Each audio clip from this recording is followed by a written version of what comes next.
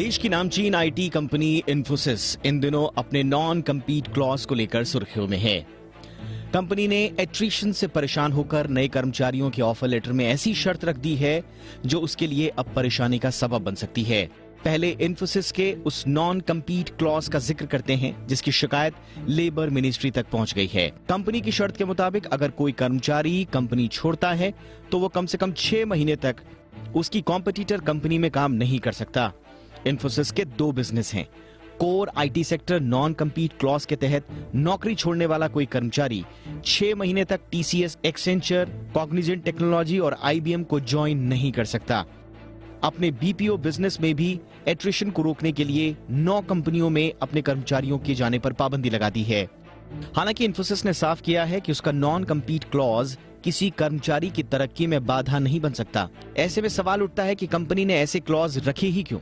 क्या इन्फोसिस नए कर्मचारियों की भर्ती में भी इसी पॉलिसी को अमल में लाएगी, यानी अपने यहां किसी कॉम्पिटिटर के यहां से नौकरी छोड़कर आने वाले को नौकरी नहीं देगी?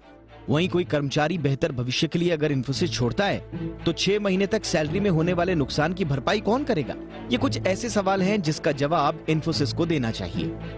अब सवाल उठता है कि आखिर इन्फोसिस अपने कर्मचारियों को अच्छी सैलरी और अच्छा माहौल क्यों नहीं दे पा रही ताकि उसके कर्मचारी उसके पास टिके रहें। चलिए समझते हैं कि आखिर एट्रिशन रेट क्यों बढ़ रहा है। इन्फोसिस के चौथी तिमाही में एट्रिशन रेट 27.7% पर आ गया था, जबकि टीसीएस में एट्रिशन रेट 17.4% रहा। अक्टूबर दिसंबर तिमाही में इन्फोसिस का यह आंकड़ा 25.5% था, तो टीसीएस में यह दर 15.3%। दरअसल कोरोना काल के बाद आईटी सेक्टर में नौकरियों की बहार आ गई। आईटी कंपनियों ने योग्य कर्मचारियों को मन मुताबिक सैलरी ऑफर की। वहीं भारत से बाहर भी आईटी सेक्टर में नौकरियों की संख्या बढ़ गई। आईटी पेशेवर अब विदेश की ओर रुख कर रहे हैं। वहीं हाइब्रिड मोड में काम करने का बढ़ता चलन भी बढ़ते एट्रिशन के लिए जिम्मेदार है। लोग बंद कर काम नहीं करना चाहते।